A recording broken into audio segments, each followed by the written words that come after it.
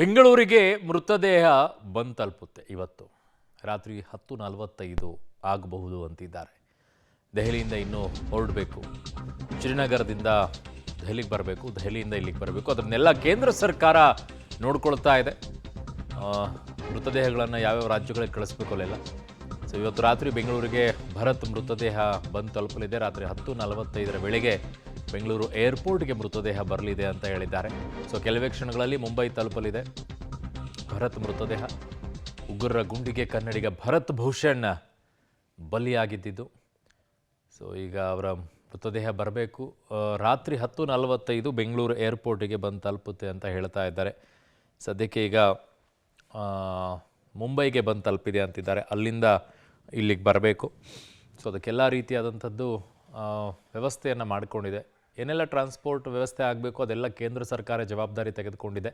ರಾಜ್ಯ ಸರ್ಕಾರಗಳಲ್ಲಿ ಹೋಗಿ ಅದರ ಪ್ರತಿನಿಧಿಗಳಲ್ಲಿ ಹೋಗಿ ಏನೇನು ವ್ಯವಸ್ಥೆಗಳಾಗಿದೆ ಏನಿಲ್ಲ ಅವ್ರ ಜೊತೆಗೆ ನಿಂತ್ಕೊಳ್ಳುವಂಥ ಕೆಲಸವನ್ನು ಮಾಡಿದ್ದಾರೆ.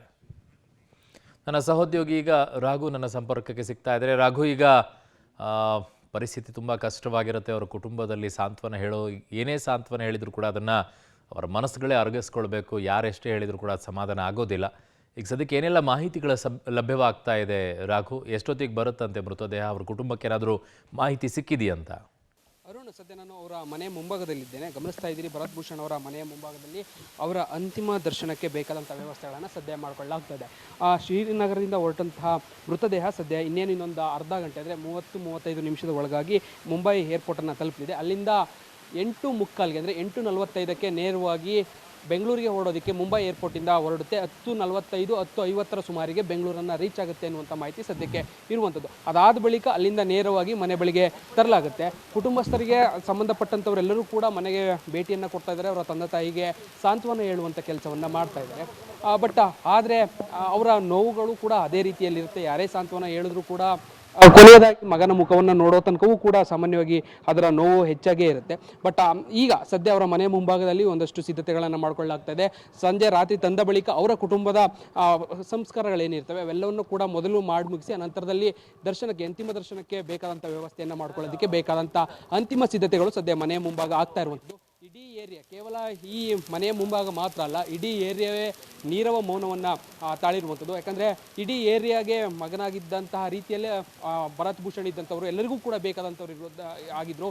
ಸಾಮಾನ್ಯವಾಗಿ ಯಾವುದೇ ವಿಚಾರಗಳು ಬಂದರೂ ಕೂಡ ಎಲ್ಲರ ಜೊತೆ ಬೆರಿತಾ ಇದ್ರು, ಎಲ್ಲರ ಜೊತೆ ಮಾತುಕತೆಗಳನ್ನು ಆಡ್ತಾಯಿದ್ರು. ಯಾವುದಾದ್ರೂ ಸಭೆಗಳನ್ನು ಕರೆದ್ರೂ ಕೂಡ ಆ ಸಭೆಗಳಲ್ಲಿ ಭರತ್ ಭೂಷಣ್ ಭಾಗಿಯಾಗ್ತಾಯಿದ್ರು. ಜನರ ಸಂಕಷ್ಟಗಳನ್ನು ಕೇಳುವಂಥದ್ದು ಎಲ್ಲವನ್ನು ಕೂಡ ಈ ಸಂದರ್ಭಗಳಲ್ಲೆಲ್ಲವೂ ಕೂಡ ಭಾಗಿಯಾಗ್ತಾಯಿದ್ರು. ಬಟ್ ಆದರೆ ಈಗ ಅವರಿಲ್ಲ ಅನ್ನುವಂಥದ್ದು ಅವ್ರ ಮನೆಗೆ ಮಾತ್ರ ಅಲ್ಲ, ಇಡೀ ಏರಿಯಾಗೆ ಸಾಕಷ್ಟು ದೊಡ್ಡ ಮಟ್ಟದ ನಷ್ಟ, ಜೊತೆಗೆ ಆ ನೋವು ಕೂಡ ಇದೆ. ಸೊ ಅದೇ ಕಾರಣಕ್ಕಾಗಿ ಏರಿಯಾವೇ ನೀರವ ಮೌನ ಇದೆ. ಮನೆಯ ಮುಂಭಾಗದಲ್ಲಿ ಕೊನೆಯ ಹಂತದ ಯಾವ ರೀತಿ ಅಂತಿಮ ದರ್ಶನಕ್ಕೆ ವ್ಯವಸ್ಥೆಗಳು ಬೇಕು, ಯಾವುದೇ ಸಮಸ್ಯೆಗಳಾಗದೆ ಬಂದಂಥವ್ರು ಅವರ ಅಂತಿಮ ದರ್ಶನವನ್ನು ಮಾಡಿ ಹೋಗಬೇಕು ಅನ್ನುವಂಥ ಕಾರಣಕ್ಕೆ ಬೇಕಾದಂಥ ವ್ಯವಸ್ಥೆಗಳನ್ನ ಸದ್ಯ ಮಾಡಿಕೊಳ್ಳಲಾಗ್ತಾ ಇದೆ.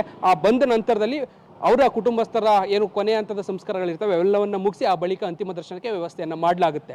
ಅರುಣ್. ಓಕೆ ರಾಘು, ನಿಮ್ಮೆಲ್ಲ ಮಾಹಿತಿಗೆ ಧನ್ಯವಾದಗಳು. ಸೊ ಭರತ್ ನಿವಾಸದ ಬಳಿ ಅಂತಿಮ ದರ್ಶನಕ್ಕೆ ವ್ಯವಸ್ಥೆಯನ್ನು ಮಾಡಿಕೊಂಡಿದ್ದಾರೆ.